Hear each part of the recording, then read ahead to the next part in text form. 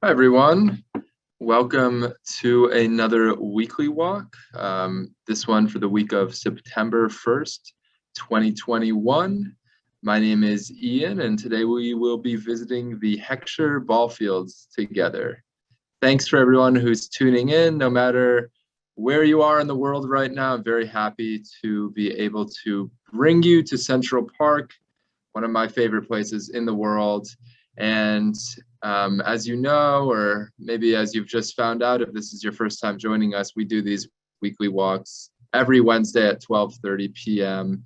And we bring the park to people around the world. So we will take a little stroll into the park momentarily. All of the photographs you'll see were taken by myself just 2 days ago. So they're a very up-to-date look at the park.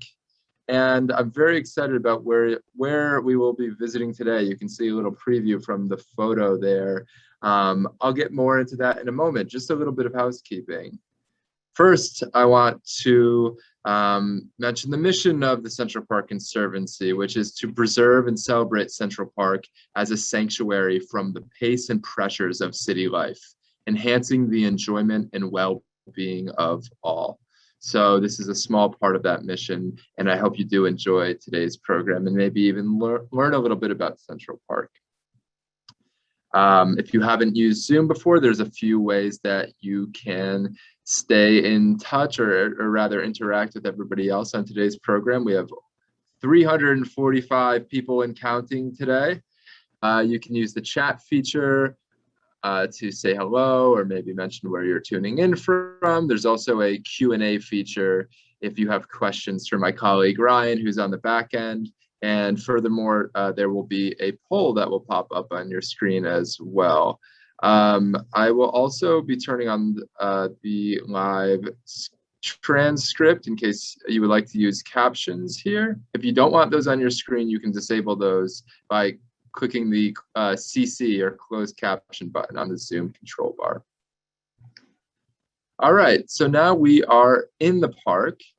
And we can take a look at the map here on the left. You get a view of the entire rectangle of Central Park over there. And the blue box that just popped up on the screen outlines the area that we will be seeing today. So very close to 59th Street, the southern section of the park. And zoomed in, you can see that this area has 5 softball fields. Well, actually 6 in total, but there's a smaller one on the left there. It's also right next to the playground, the oldest and largest playground in Central Park. There are a few other places with sports fields in Central Park. You can see a red box on your screen over there that outlines the Great Lawn, smack in the middle of Central Park. And then towards the north of the park is North Meadow, which has the largest amount of fields. And in addition to softball fields, which are a little smaller, they also have some full-size baseball fields up there as well. So we will be heading along this path here that I've marked with these red dots and dashes. We'll be starting at Central Park South or 59th Street and 7th Avenue, entering Artisans Skate and heading north until we get to the ball fields. All right, so here's 7th Avenue. It's very beautiful in New York as we're going through the park, although today we'll be expecting rain later, but it's very nice as we're on our walk today. And as we look down south into Manhattan, we'll see cars, lots of buildings, you know, the usual. I always mention this, but I think it's important to show the city before we get to the park, because that's always your experience as a visitor to the park, right? You're very immersed in a bustling environment, and the park provides the perfect contrast to that. So I do think it's a very important part of Central Park's character. It's not just a beautiful green space, it's a beautiful green space in the middle of a gigantic city. So here's this gate. This is known as Artisans Skate. You can see there's a lot of activity as we're walking through the park today. You know, we have some tourism back in New York now, which is really great. And so you'll see pedicab drivers in the entrances of the park. We're going to walk right by them, though, and walk in right here at Artisans Skate. You can see a gentleman on the right-hand side of the screen standing in front of the inscription there on the stone. And we also have these signs around the park still, which I really like to look at every time I'm in the park. This one is from a visitor, and it reads, "Central Park has been a place of refuge when we need space, nature, and exercise." And we'll get a little bit of all three of those on our little walk today. And what's great about this entrance is that even though it's right on a really busy street, right away you get some of that relief that the park provides. And we get to our first stop, which is Dipway Arch here, which is made of granite. You can see on the outside, it's actually got the original cast iron railing. You can see on the top there, it survives for 161 years now. Or actually, I'm sorry, 159 years. This was built in 1862. Despite a couple car crashes on the road there, the railings have survived, thankfully. And inside, it's got this beautiful red brick interior, and it's cut off in this photograph, but there are benches along the inside of this arch. It makes for a really great place to sit down and catch your breath, especially on sweltering New York August days. And past Dipway Arch, we're fully immersed in the park now. It's really amazing. I know I say this every time I give a weekly walk, but one of the best parts about the park is that usually in almost every entrance, it just takes 50, 100 feet, and suddenly you're away from the city and in this great green space. Dipway Arch acts as a great barrier between 59th Street and this pastoral landscape that we find ourselves in now. And it's very green on today's walk. Another great feature about the southern section of the park is the abundance of bedrock sticking out of the ground, which make for great vantage points. You can see some visitors enjoying a little picnic or just conversations with their friends up on these rocks. I think these are the feature, the je ne sais quoi of Central Park that makes it this really special place. It'd be amazing without them, but with them, it's even better because there's something that you just don't expect to find in the middle of Manhattan and add a sense of grandeur to the park. I mean, look how small the people look who are sitting on these. And next to these rocks, we'll see a great New York concession stand. Of course, we have these permitted food stands in the park, which is nice. On a hot day, you know, you'll always find yourself wanting to grab a water if you forgot to bring one with you. And then it looks like, you know, they've got pretzels and hot dogs and something called Oreo churros.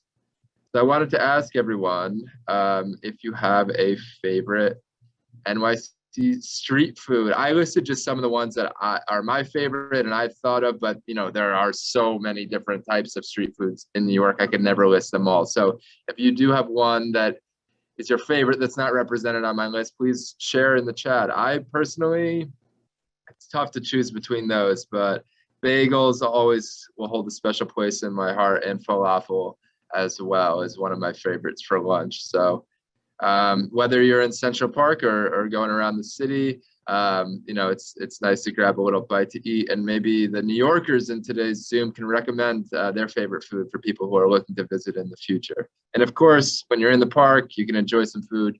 Just please make sure that your food ends up in the trash and not on the ground. It's important. You can see these umbrellas say keep the park clean, and the Conservancy would do a really good job of that. But of course, it also takes the community to contribute to the park's cleanliness as well.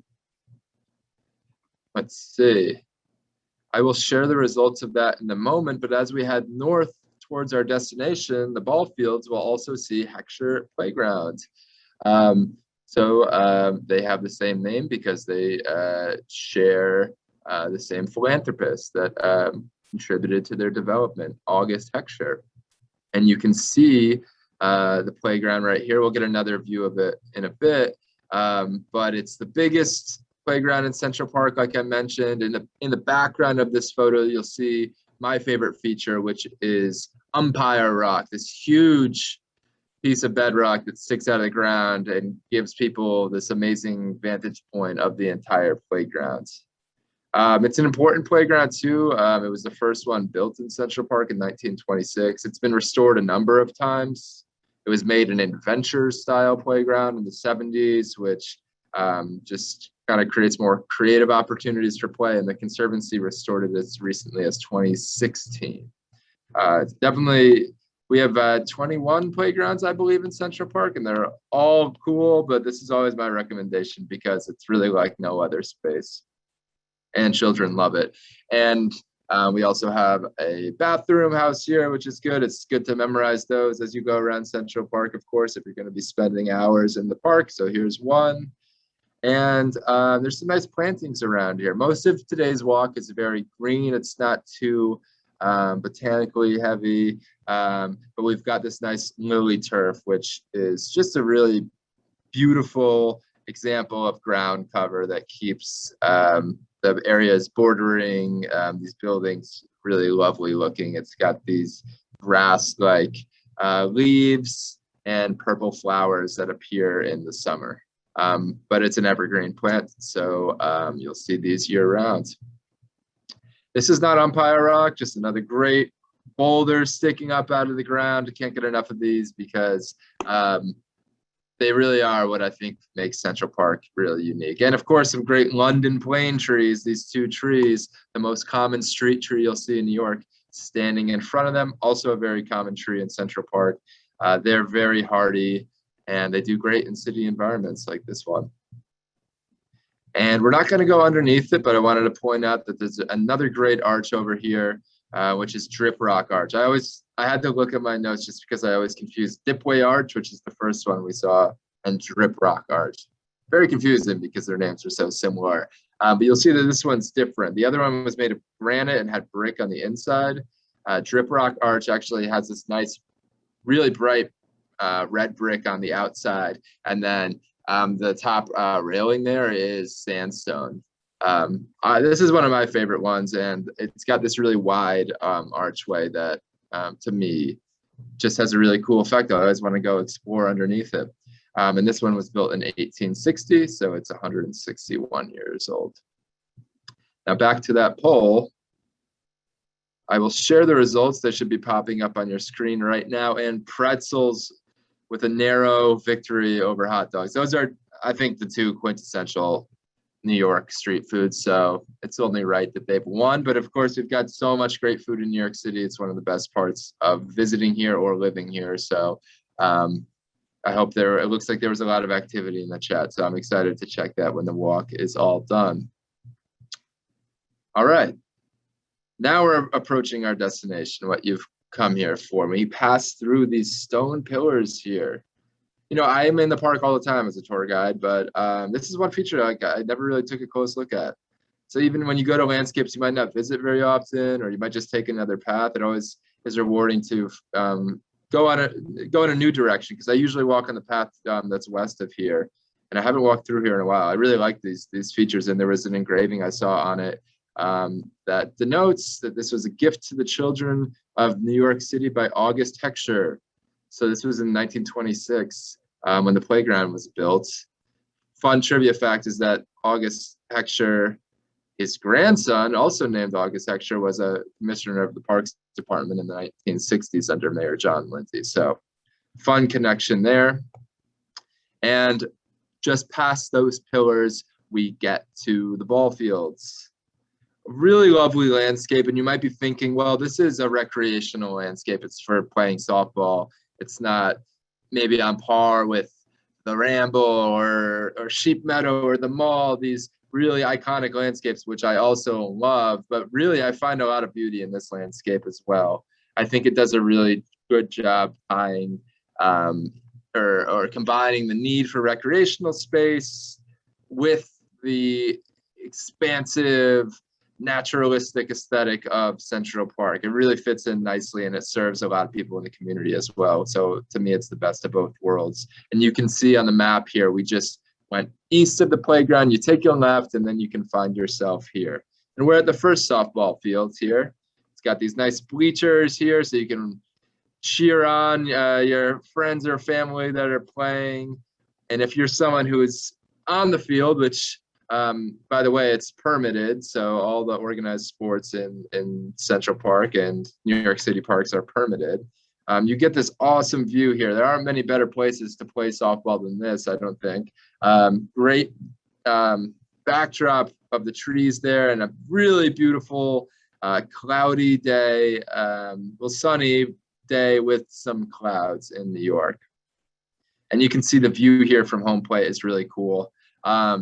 The Conservancy, we've created a video on YouTube about the care that we do for the baseball fields. It takes a lot of work to keep these looking all nice and to have them be safe, fun places for people to play. So Ryan will drop a link to that video there in case you're curious to learn more about all the work that goes into taking care of these landscapes. And here's a bit more information in case you were curious about the rules of the ball fields. I mentioned that you need a permit if you want to play an organized sports game here. And that's from April to September. And then also some other rules that extend to these areas as well. The most important one is if you see a red flag up on the field, that means you cannot play on it because it's rained recently and it's wet and muddy and not safe to use. And when we walk further towards the other ball fields on our left, we'll see Umpire Rock here, or the back of it at least. And in the distance, you'll see the Midtown Manhattan skyline, which is obscured by these trees here. And here we are walking on the southern end of Hecksher Ballfields. And if you see, there's a few more red dots, will be on the west side of the ball fields. There's some nice benches to sit down here as well if you'd like to take a break from your walk and just watch people play some softball.